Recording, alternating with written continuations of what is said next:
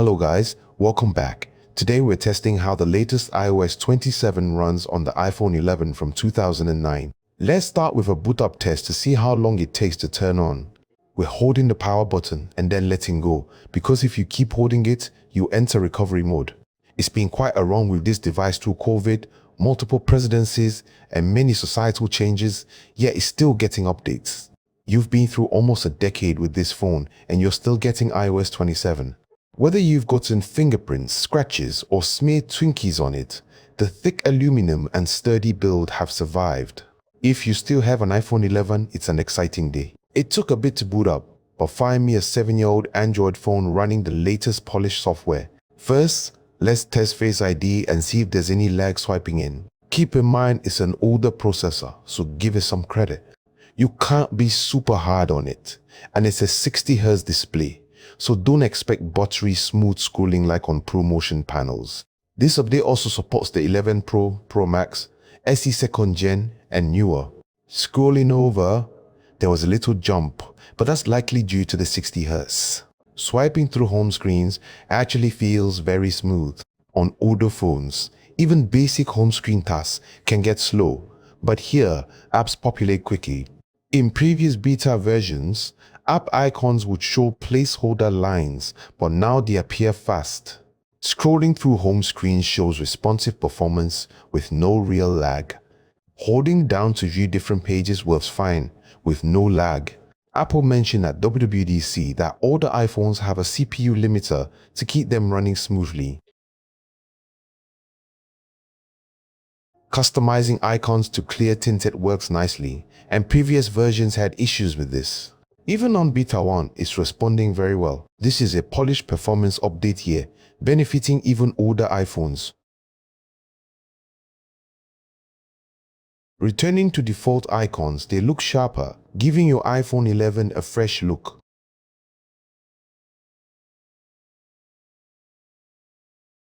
The control center used to be super laggy, especially on older phones, but now it scrolls smoothly at 60Hz. It's actually smoother than my 17 Pro Max in this section, and they fixed it in iOS 27.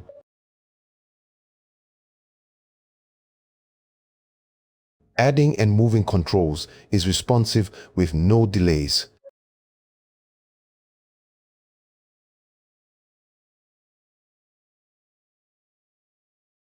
The overall OS runs quite nicely on the iPhone 11 for a developer Beta 1. It has the A13 Bionic at 2.66 GHz and only 4 GB of RAM. But let's test app performance. Basic Apple apps run well, and you get more landscape modes in apps like weather.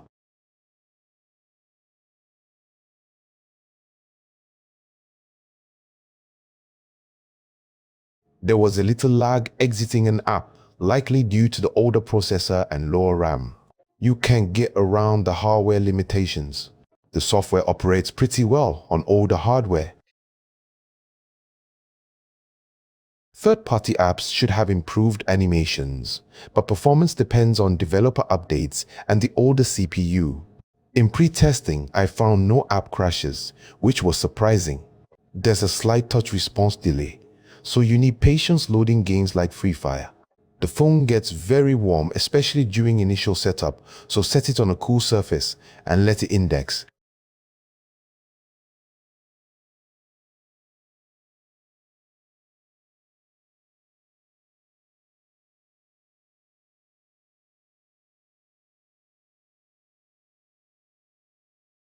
We did get a crash on Dead Trigger, which might need an update.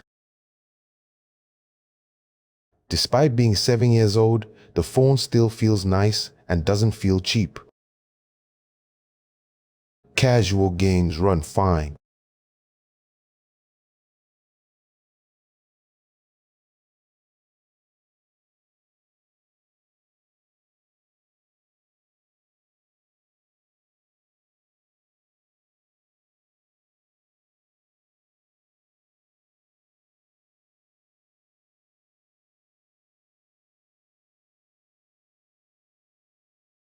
There's some delay when swiping, expected on this older phone due to 60Hz and age. Speeds aren't life-changingly slow, it's fast enough for daily functions. Battery life has taken a hit, but it's not worse than iOS 26. Benchmark scores are 1728 single-core and 3813 multi-core, better than average for the iPhone 11. This is rare because newer iOS updates don't always improve performance. We'll run a 3D Mark Wildlife Extreme test. The phone cooled down after multiple app launches, but some apps might cause thermal issues on this beta. As expected, hardware limits frame rates to about 10 FPS with a score of 573. The phone can still run casual and some heavier games at lower graphics settings.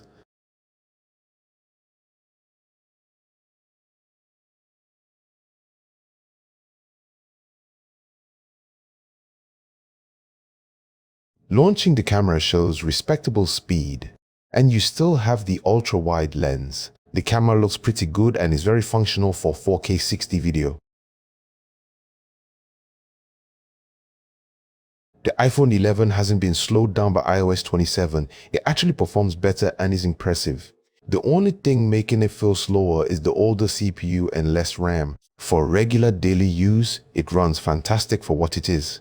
Thumbs up if you enjoyed, subscribe if you haven't, and I'll catch you on the next one.